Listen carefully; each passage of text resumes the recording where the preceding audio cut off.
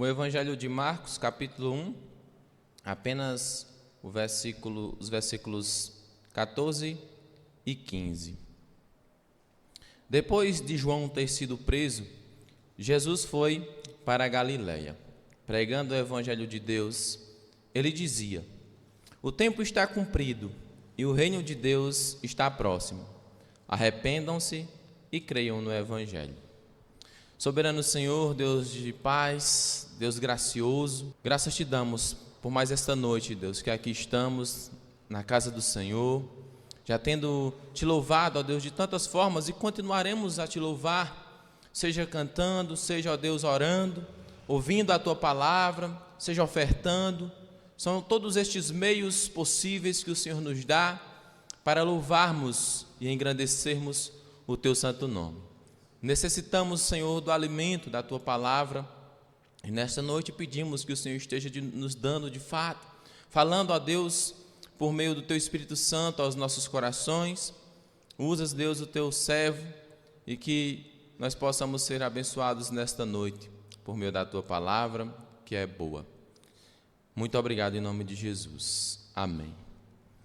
Meus irmãos, continuando na série que nós iniciamos domingo passado, o Rei Servo, e nesta noite, domingo passado, nós falamos sobre a identidade do rei. E neste domingo nós vamos estar falando sobre o chamado do rei. Eu não sei quem aqui está empolgado aí juntamente com essas maratonas que nós estamos tendo hoje, muitas pessoas, correndo, muito bom, é um exercício físico, é uma atividade, e tem servido, de muita comunhão de pessoas que estão ali juntas nessas maratonas da vida. Mas, curiosamente, esse termo maratona, no ano de 490 antes de Cristo, meus irmãos, ali existia uma cidade com este nome, Maratona. Batalhas foram travadas naquela época, e uma delas foi entre o Império Grego e o Império Persa, que travaram ali uma batalha ferrenha no ano de 490 a.C. E as pessoas daquela cidade ali na Grécia Antiga, eles estavam em Atenas aguardando com empolgação, com entusiasmo, mas também com medo, a resposta que alguma pessoa viria trazer sobre o resultado daquela guerra, daquela batalha. Porque se os gregos vencessem, ou se os persas vencessem os gregos, eles iriam ser escravizados, as famílias seriam levadas cativas, e por isso o medo pairava no ar, aguardando uma resposta sobre o resultado daquela guerra. Mas, pois bem, os gregos eles venceram os persas, e Atenas ela não seria levada para a escravidão. Mas como saber disso? A distância daquela guerra que estava acontecendo de uma cidade para outra ficava a aproximadamente 40 quilômetros de distância. E naquele tempo não tinha muito meio de transporte. Então havia alguém chamado arauto do rei, que era incumbido de levar a mensagem sobre algum acontecimento sequer, e nos tempos de guerra ele ficava sempre ali à espera, se vencessem ou se perdessem, aquele arauto iria percorrer aquele caminho, independentemente da distância, para dar aquela notícia. A notícia foi positiva, meus irmãos. Um arauto chamado Fidípides, ele correu essa distância incansavelmente, e correu tanto, chegou de fato muito cansado àquela cidade, mas para dar uma boa notícia. Ele disse: vencemos. A liberdade, ela foi preservada. Eles receberam uma boa notícia. Aquela mensagem, meus irmãos, não era um conselho sobre o que os gregos eles deveriam fazer para ajudar a vencer aquela guerra. Não, na verdade, era uma boa notícia de algo que tinha sido conquistado em favor deles. Eles não precisaram levantar uma espada sequer para ajudar, para vencer aquela guerra, porque outros venceram em favor deles. A cidade então ela explodiu em alegria, porque o destino deles havia mudado, havia sido completamente preservado, sem que precisassem mover um dedo. Semelhantemente, quando nós olhamos para isso, por nós também foi travada uma batalha. Alguém precisou vencer uma guerra, meus queridos, para que nós pudéssemos estarmos vivos hoje, para que nós não fôssemos escravizados, embora tenhamos sido escravos já do pecado. Embora, sim, existam muitos escravos por aí, mas há uma boa notícia para este mundo, que foi escravizado pelo pecado. Então, alguém veio trazer essa notícia para nós, e louvado seja o Senhor Deus. Vejam só, o próprio Rei veio trazer esta mensagem, conforme nós vamos ver nesta noite. De nossa parte nada poderia ser feito, porque primeiro nós fomos os responsáveis pela guerra que foi travada, que entrou em vigor, pela culpa, pelo pecado nós fomos, e os danos que foram causados diante das exigências que eram feitas, meus queridos, pelo Senhor, seria impossível nós fazermos alguma coisa para que pudéssemos ser salvos. Alguém teria que fazer por nós, e foi feito. Cristo Jesus, ele morreu naquela cruz, ele veio pregando um evangelho, e ele não somente fez, como ele veio anunciar a nós este evangelho do reino. Como nós observamos aqui em Marcos, como nós iniciamos na semana passada, Marcos ele já vai começar o seu relato do evangelho de Jesus Cristo com João em ação, aquele que veio preparar o caminho, conforme foi exposto domingo passado. Então, do versículo 1 ao versículo 13 de Marcos, João já vai estar em ação aqui, e que inclusive vai batizar Cristo para dar continuidade ao seu ministério. Mas nós vamos observar aqui que depois de João ter sido preso, diz o texto, Jesus ele foi para a Galileia. Então João ele é tirado de cena, ele vai ser aprisionado, e quem vai entrar em cena agora é Cristo, o Senhor, que vai dar início ao seu ministério público. E um local específico teria que ter este início, que seria na Galileia. E que por isso que Marcos ele colocou aqui, Jesus foi para a Galileia. Claro que também para cumprir-se a profecia, que nós vamos ler daqui a pouco. Cristo, ao passo que o tempo vai passando, ele vai cumprindo as profecias do Antigo Testamento, para cumprir aquilo que ele estava prestes a fazer por nós, que era trazer a redenção. Marcos, meus amados, ele vai dividir o ministério de Jesus Cristo em duas partes. Então, do capítulo 1 ao capítulo 9, Marcos vai estar falando do ministério de Cristo conforme aconteceu na região da Galileia. E do capítulo 10 ao capítulo 16, Marcos vai falar do ministério de Jesus Cristo conforme aconteceu na região da Judéia.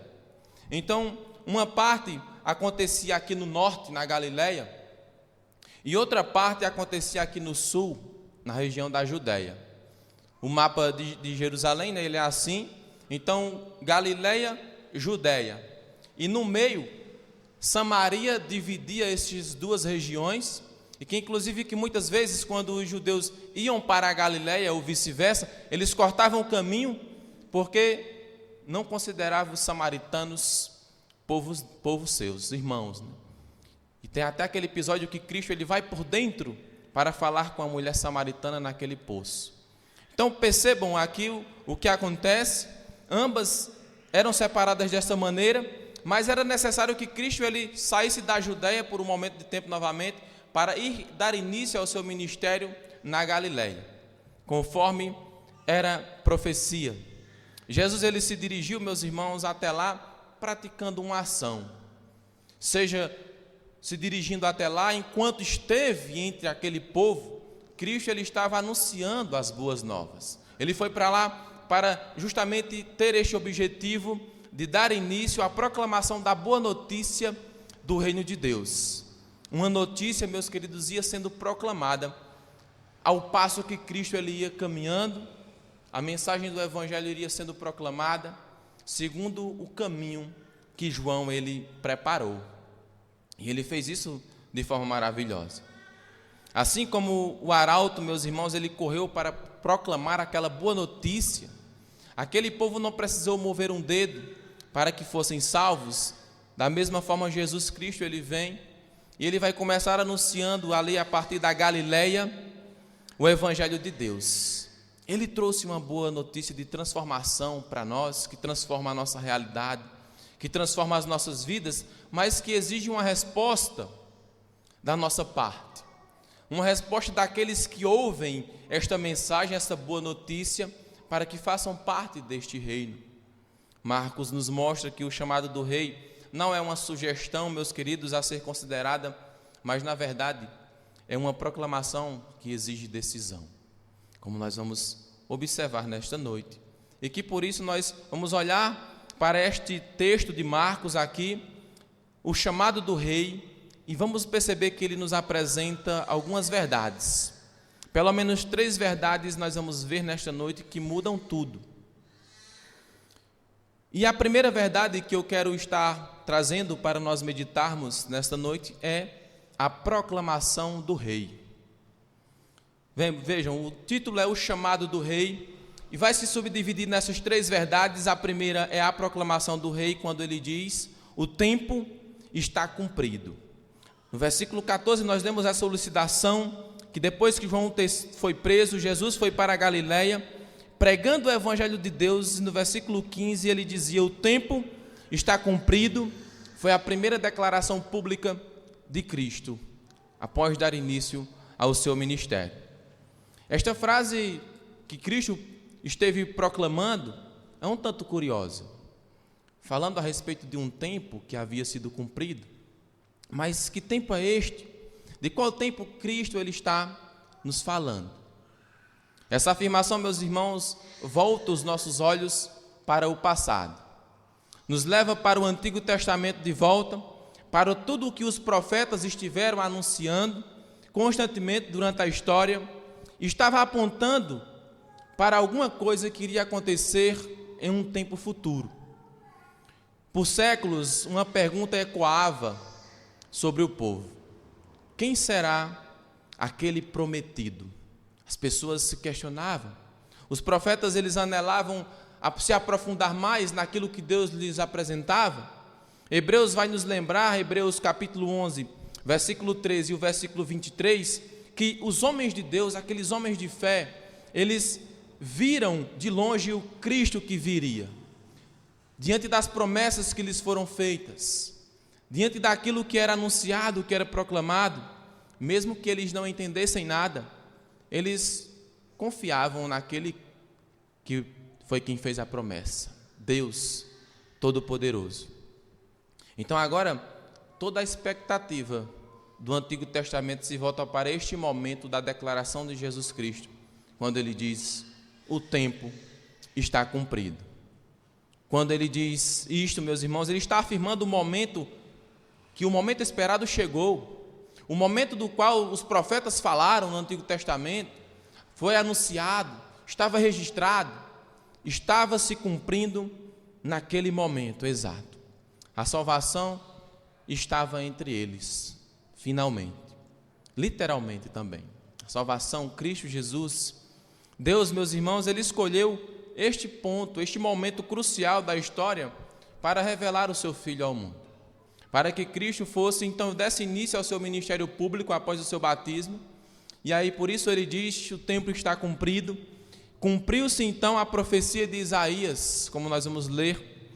O Evangelho ele já havia sido anunciado no Antigo Testamento. Ele vinha sendo anunciado, mesmo que de forma um pouco obscura, digamos assim. Mas o Evangelho estava presente, começando ali a partir de Gênesis 3,15, como nós vimos inclusive nesta manhã. Migalhas do Evangelho foram sendo ali dispersas, mas ela iria se alargando cada vez mais. E os profetas, eles eram esse tipo de arauto do Senhor que anunciavam isso. O reino prometido finalmente havia irrompido na pessoa de Cristo Jesus. Por exemplo, vamos ver Isaías capítulo 9, versículo 1 e 2. Essa profecia que Isaías profetizou: mas para a terra que estava aflita, não continuará a escuridão. Deus, nos primeiros tempos, tornou desprezível a terra de Zebulon e a terra de Naftali, mas nos últimos tempos tornará glorioso o caminho do mar, além do Jordão, Galiléia dos gentios. O povo que andava em trevas viu grande luz, e aos que viviam na região da sombra da morte, resplandece-lhes a luz. E Mateus, no evangelho seu, vai falar isso também no capítulo 4, versículos 13 ao 17, a respeito dessa profecia de Isaías, que se cumpre neste exato momento que Cristo ele vai iniciar o seu ministério na Galiléia dos gentios. E é por isso que Marcos ele escreve, aos gentios, ele frisa principalmente eles, e ele coloca o ministério de Cristo como acontecendo ali, como um cumprimento de uma profecia.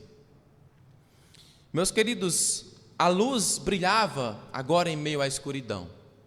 Lá em Lucas, capítulo 2, versículo 32, quando nós vemos o cântico de Simeão, ele vai dizer que Cristo ele é uma luz que revela Deus às nações. Cristo ele dissipa as trevas. Jesus, meus irmãos, é aquele prometido, a luz às nações. E louvado seja o Senhor que, de fato, a luz brilhou. E ela brilhou principalmente em nossos corações, não é verdade?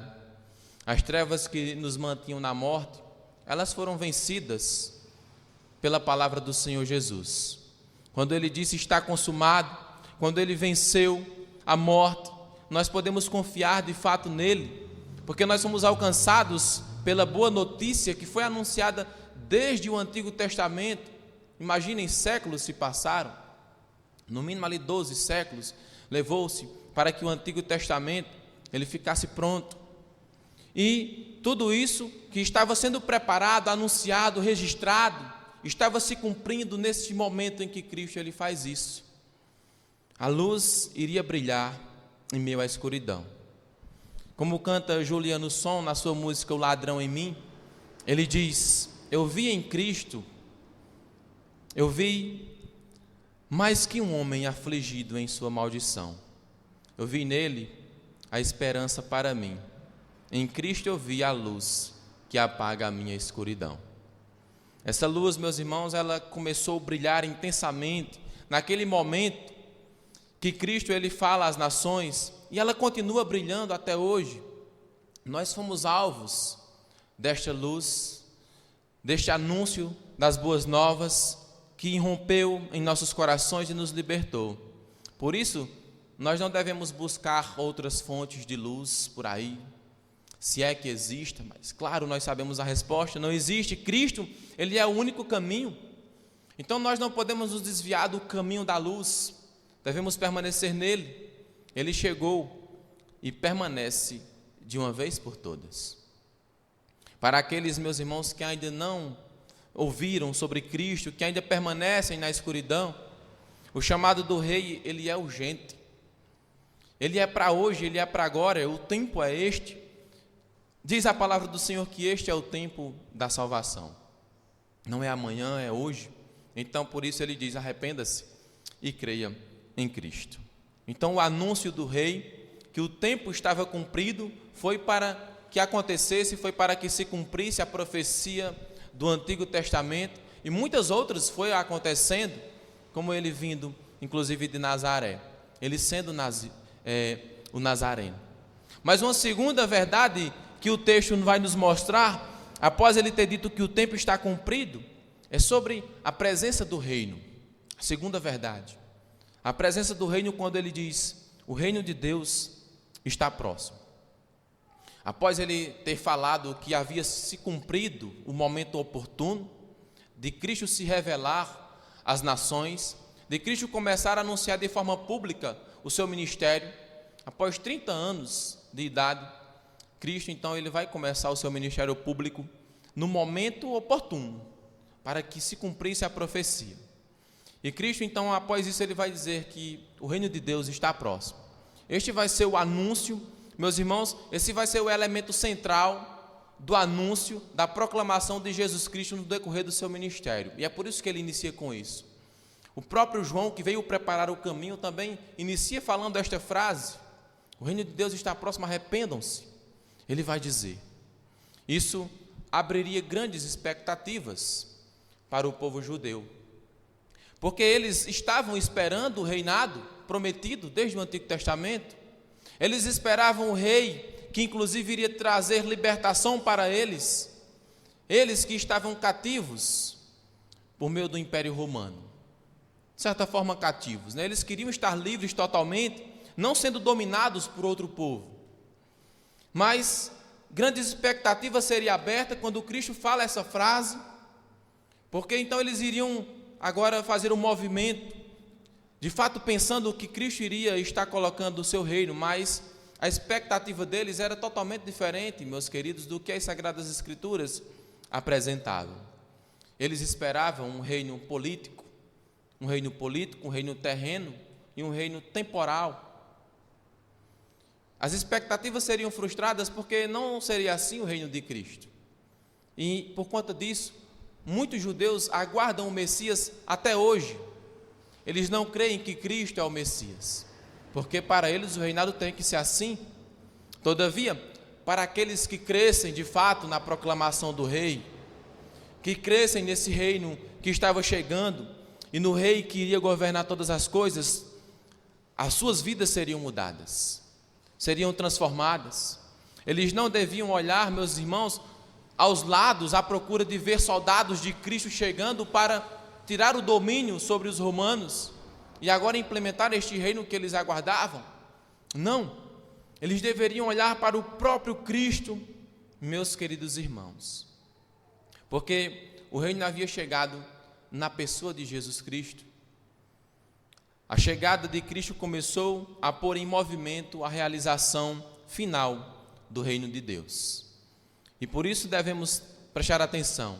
O reinado estava se aproximando à medida que Cristo ele estava caminhando em direção às pessoas, anunciando o evangelho do reino. O reino se aproximava à medida que Cristo também se aproximava, porque ele é a revelação e a presença do reino de Deus, que até então é espiritual. Ele tem o seu começo nos nossos corações, meus irmãos, conforme Lucas 17, 21 nos diz, o reino de Deus está entre vós, no sentido de que está dentro de nós, mas ao mesmo tempo Cristo ele está despojando os seus inimigos de todos os tipos, sejam invisíveis, sejam visíveis, sejam reinados humanos, sejam reinados de potestades malignas. Cristo ele está colocando os seus inimigos debaixo dos seus pés, como o Apocalipse nos diz, e este reino ele está crescendo, ele está avançando, meus irmãos. Esse reino ele teve seu estágio final com a encarnação de Cristo. Percebem que quando nós lemos Isaías, ele falou dos últimos tempos, que este reino ele viria nos últimos tempos, e nós entendemos que quando nós estamos estudando a respeito do milênio, o milênio ele começa justamente na vinda de Cristo com a sua encarnação, e esses 1000 anos que não são literais, eles estão acontecendo hoje. O reinado de Cristo está em andamento, mas ele teve seu início em nossos corações. O reino ele se expande à medida que nós evangelizamos, à medida que as pessoas respondem de forma positiva a este evangelho. O reino faz morada em seus corações, assim como fez no nosso, e o reino ele cresce, ele se expande, meus irmãos. Ele está em expansão hoje por meio da igreja, pelo ministério da igreja que ela faz hoje, né? Anunciando o evangelho, expandindo as portas do reino de Deus. A partir do momento que as pessoas são salvas, o reino ele avança. Então tenha em mente isso, que quando você estiver evangelizando, quando você estiver aí dividindo, compartilhando as boas novas do reino, você está compartilhando sobre o reino de Deus, e quando a pessoa ela crê nisso, ela se arrepende e se converte, o reino de Deus faz morada nela, meus queridos irmãos, assim como fez em nós. E este reinado ele terá sua consumação final na segunda volta de Cristo, na sua vinda. Este, meus irmãos, é o reino que está sendo anunciado por meio do evangelho a todo mundo, como Mateus 24 nos diz, e este evangelho do reino será pregado em todo o mundo, e só após isso é que virá o fim. Então o papel da igreja é expandir o reino, anunciando, para que chegue em todos os confins da terra, para que chegue a toda boca de todo povo, de toda etnia, de toda raça, para que estes façam parte do reino de Deus e então Cristo virá. A igreja tem este dever de expandir o reino de Deus. Em Colossenses 4:11, Paulo vai dizer que nós somos cooperadores neste reino. Assim como ele era cooperador com os seus companheiros, e esta é a nossa missão, como foi dos profetas, como foi a missão do próprio Cristo, como foi a missão dos apóstolos, e é a missão da igreja hoje, proclamar este reinado, este reino de graça, de misericórdia, de amor, mas que exige uma resposta daqueles que ouvem. Então Paulo diz, nós somos cooperadores do reino de Deus, e assim nós devemos avançar, e entender, meus irmãos, que nós precisamos anunciar este reino de Deus, ao passo que este evangelho vai sendo anunciado, ao passo que o evangelho do reino vai sendo pregado, as pessoas vão se arrependendo, o reino ele vai crescendo, ele vai se expandindo, como nós vimos os arautos do Antigo Testamento, os profetas, aqueles que proclamavam, que anunciavam o reino, eles anelavam, né? Eles tinham por grande expectativa saber mais a respeito desta boa notícia, que eles estiveram anunciando no Antigo Testamento, mas que não tinham ali todo o seu entendimento. Mas hoje nós temos, veja que maravilha, e é por isso que Cristo vai dizer que aqueles que foram nascidos após João, né, estes são os maiores no reino de Deus, pelas coisas que nós vemos hoje, por aquilo que nós estamos representando, e estamos também sendo testemunhas do que tem alcançado. Nós somos responsáveis em levar este reino adiante, aos corações, para que sejam transformados, porque nele tem esperança verdadeira, neste reino e neste rei.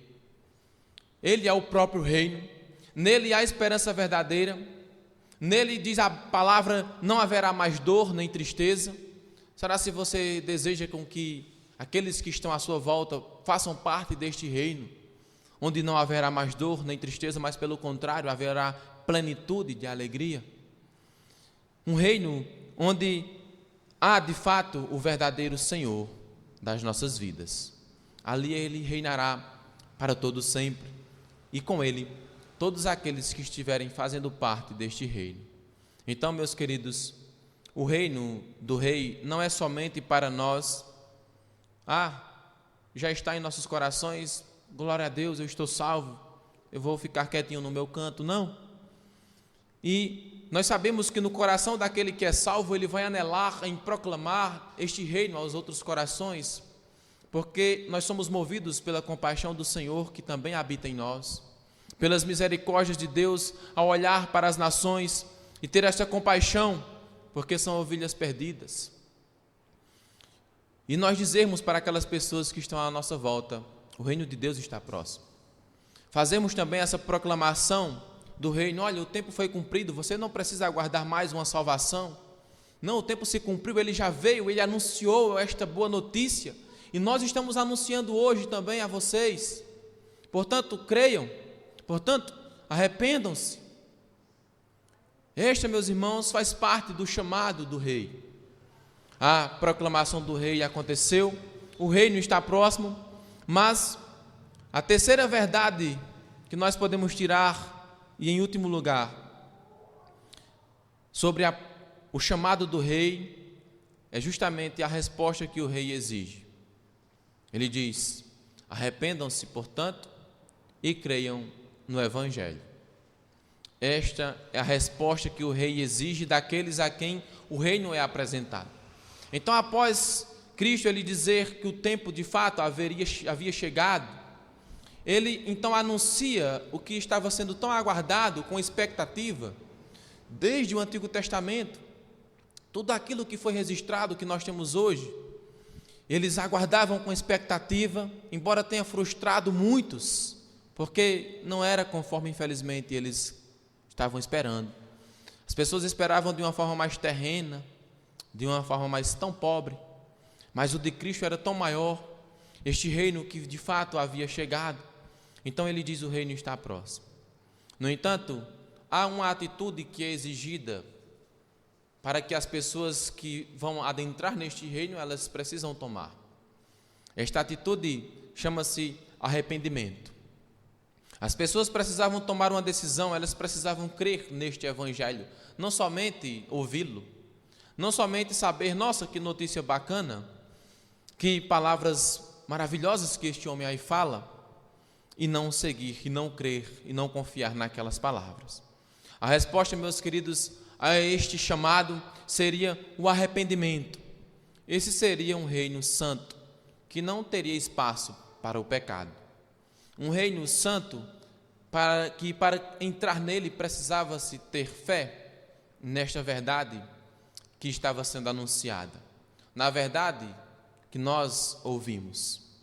O chamado ao arrependimento, ele passa a ser o principal grito à humanidade do Evangelho. Ele passa a ser o principal grito que Cristo ele vai anunciar à humanidade. É também um chamado a nós olharmos ainda mais para trás. Se aquilo que é chamado para nós olharmos para trás do primeiro ponto, de o tempo que vinha sendo preparado para que fosse anunciado a vinda do reino, para que fosse anunciada a chegada deste rei, que iria libertar o seu povo.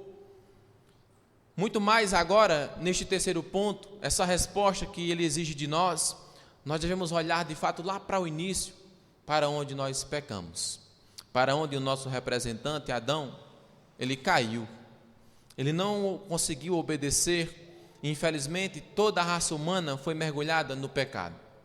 E é por isso que esta atitude é exigida daqueles que ouvem a mensagem do Evangelho. Ele está chamando de volta para um lugar de onde nós saímos, de onde nós caímos, meus queridos irmãos. As palavras de Cristo, ela vai resumir a sua mensagem ministerial.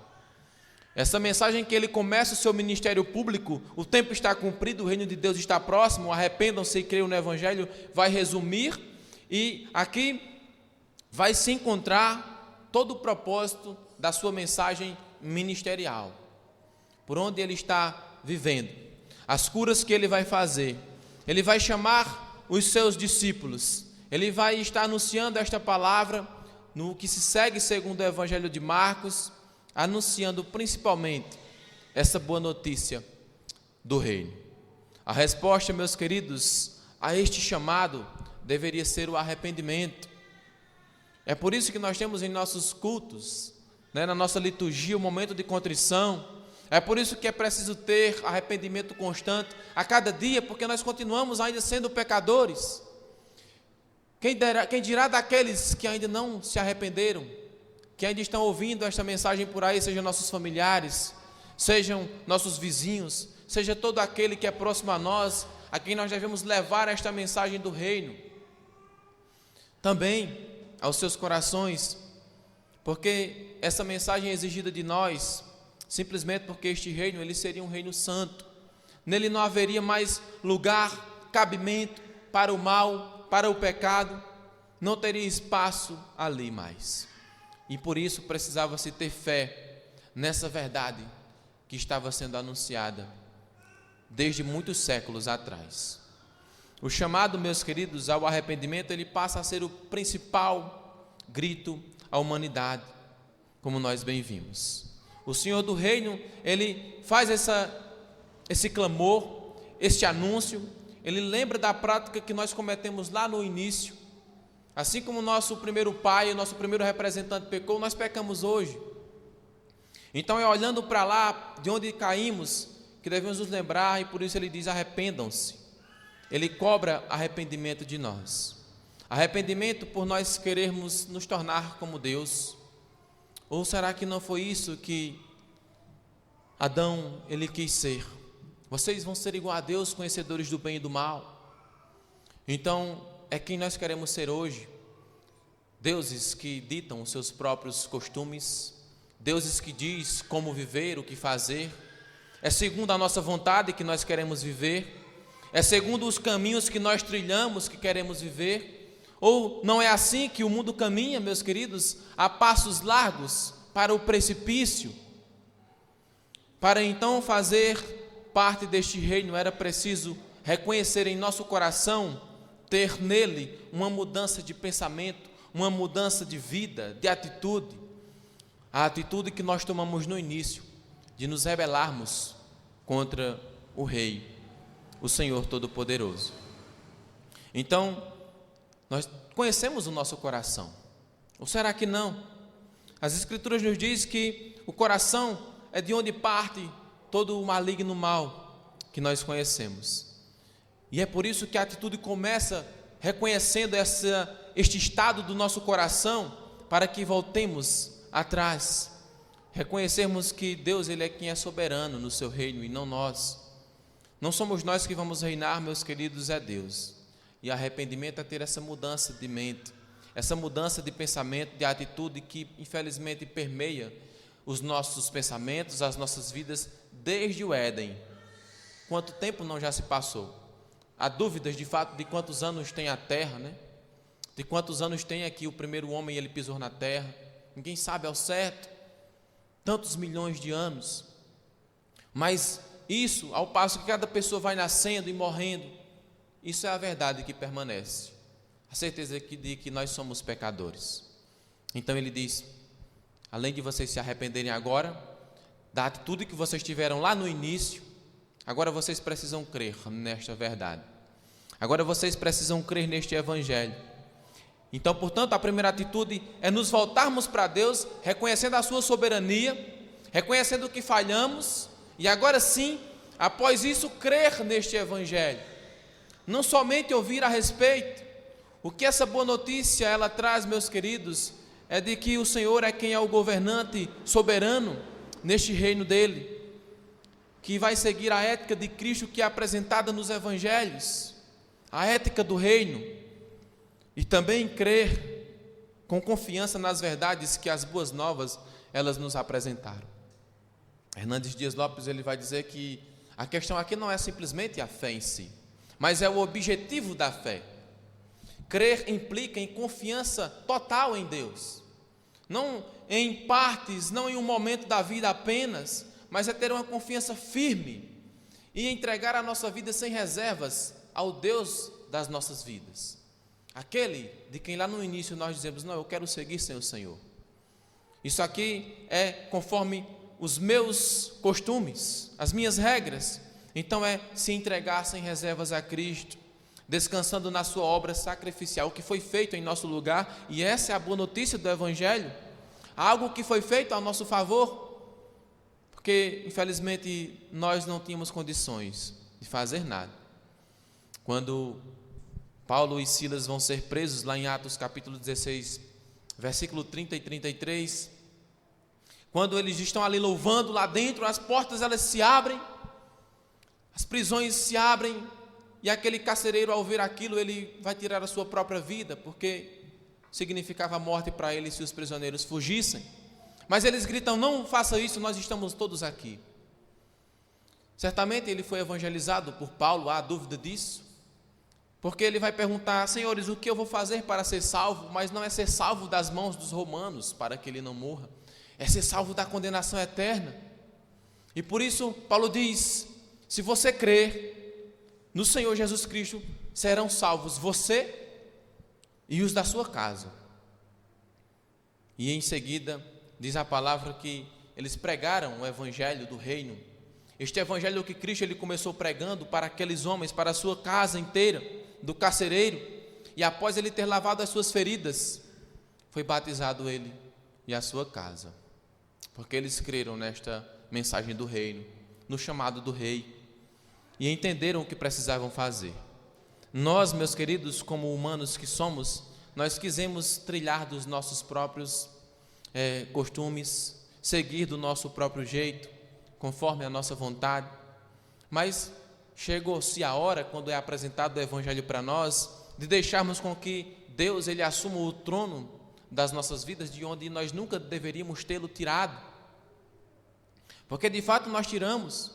Nesse tempo nós só encontramos, na verdade, para nós nos ferimos, nós só encontramos ruína para nós.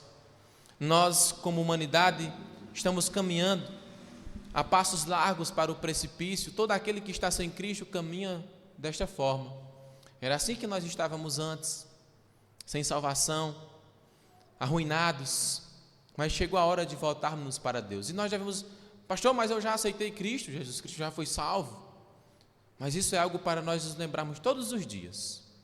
Todos os dias pregarmos essas verdades para nós, porque ainda somos pecadores, para que nós não nos distanciemos deste caminho ao qual o Senhor nos colocou, ao qual Ele nos chamou. Então chegou a hora de ouvirmos o chamado do reino. Chegou a hora de pregarmos este evangelho, estas verdades àqueles que também estão seguindo desta maneira, segundo suas próprias vontades. Mas no reino de Deus só há uma vontade que é sobre todas, que é a do Rei Todo-Poderoso, que é a do Senhor maravilhoso. Então, meus queridos, concluindo, quando nós ouvimos a história do princípio, Fidípides, ele trilhou aqueles cerca de 40 quilômetros sem parar, porque ele carregava uma boa notícia com ele para entregar ao seu povo, à sua nação. E ele grita: a liberdade foi preservada, nós vencemos. E nós também temos uma boa notícia melhor que esta aqui, que não é simplesmente que fomos livres de uma batalha, de um possível escravizamento aqui terreno, mas que nós fomos libertos de uma escravidão eterna, do pecado que nos consumia. Tínhamos um destino certo, trilhado, rumo ao precipício da morte, do inferno, mas alguém fez algo por nós. O próprio rei, ele veio, tirou sua coroa, sua glória, se encarnou como um de nós, para ser como nós, para ter condição de pagar o preço por nós. No entanto, era santo, era maravilhoso, era Deus, e por isso ele venceu, meus queridos. Nós carregamos em nós uma notícia muito mais maravilhosa do que qualquer outra. O evangelho do reino é isso, mas parece que nós não estamos convictos desta maravilhosa notícia que temos, de qual nós fomos alcançados por ela, porque muitas vezes durante a semana nós não abrimos a boca para falar para aqueles que estão à nossa volta, caminhando a passos largos para um lugar de onde nós fomos salvos. Nós sabemos o que nos esperava e nós sabemos o que espera aqueles que assim se encontram. Então é buscarmos orar para Deus colocar compaixão em nossos corações, por muitas vezes sermos tão negligentes em não apresentarmos o evangelho para as pessoas que estão à nossa volta. É por isso que nós oramos na contrição por isso.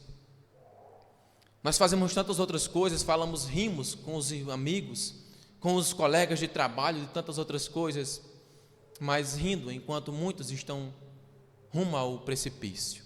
Então nós temos uma boa notícia, a notícia do reino, que essas pessoas elas podem tomar essa decisão enquanto estão vivas, enquanto aí estão entre nós, meus amados irmãos. Então há essa boa notícia para nós que já fomos alcançados, que precisamos continuar caminhando conforme o rei ele nos apresenta na sua palavra, mas temos essa boa notícia do chamado do rei para aqueles que estão perdidos. Então que nós possamos ouvir o chamado do rei e crer nele. Amém? Então bendito seja o Senhor, que foi pago um alto preço por nós, que enviou o seu Filho ao mundo para morrer por nós. Vamos orar. Senhor Deus maravilhoso, nunca será cansativo, nunca será, ó Deus, algo que nos levará ao tédio, ouvirmos sobre esta vitória que foi alcançada naquela cruz, ouvirmos sobre este evangelho do reino bendito, maravilhoso, que nos diz de quem e de onde nós fomos salvos. Ó Deus, esta é a alegria que deve tomar conta de nós a cada manhã. Esta é a alegria de dizermos para aquele irmão que está sem esperança, desesperado, e tudo isso por causa do peso do pecado que está sobre ele, como Cristo diz: vinde a mim todos vós que estáis cansados e sobrecarregados, e eu vos aliviarei. Ao olharmos para pessoas que assim estão, nós não devemos olhar: fulano está cansada por conta do seu trabalho, eu estou cansada por conta desta vida. É verdade, é por conta desta vida de pecado, é por conta da verdadeira realidade de quem nós somos, pecadores. É a consequência do peso do pecado que coloca sobre nós, como se não bastasse a morte, e é a morte eterna a qual nos referimos aqui. As pessoas que assim se encontram seguem sem esperança constante dia após dia, diante desta terrível realidade que lhes aguarda, que é real e que por isso Cristo precisou vir. E nós temos a boa notícia de como se livrar desta realidade, de como encontrar esperança verdadeira, alegria real, sublime, plena, de como participar de um reino onde não haverá mais dor, onde não haverá mais pranto, onde Ele enxugará dos nossos olhos toda lágrima. Ó Deus, esta é a alegria, é a boa notícia que nós carregamos em nós. Mas por que nós não falamos para aqueles que não conhecem Cristo, mesmo sabendo desta maravilhosa realidade que nos espera? Será que se temos sido tão negligentes assim? Ó Deus, será se tem faltado tanta compaixão em nós e misericórdia, ó Deus, que não temos falado para aqueles que estão à nossa volta? Nos perdoa, Senhor, se temos pecado desta maneira, mas que o Senhor nos dê intrepidez, que o Senhor nos dê coragem, força, como Tu diz, ó Deus, que nós não devemos ser covardes, nós devemos proclamar este Evangelho, não nos calar. Muitas vezes nós nos calamos porque falta de nós, de fato, um relacionamento verdadeiro com o Senhor, que é quem nos encoraja a pregarmos o Evangelho. Então a desculpa para a timidez, a desculpa para nos calarmos, é porque muitas vezes nós não temos te buscado o suficiente, nós não temos orado o suficiente para que Tu tires de nós, talvez, essa timidez, talvez isto que nos faz nos calarmos quando nós estamos perto de alguém. Inclusive vem aquela fala dentro de nós, fala a esta pessoa e não te calas, e mesmo assim nós nos calamos.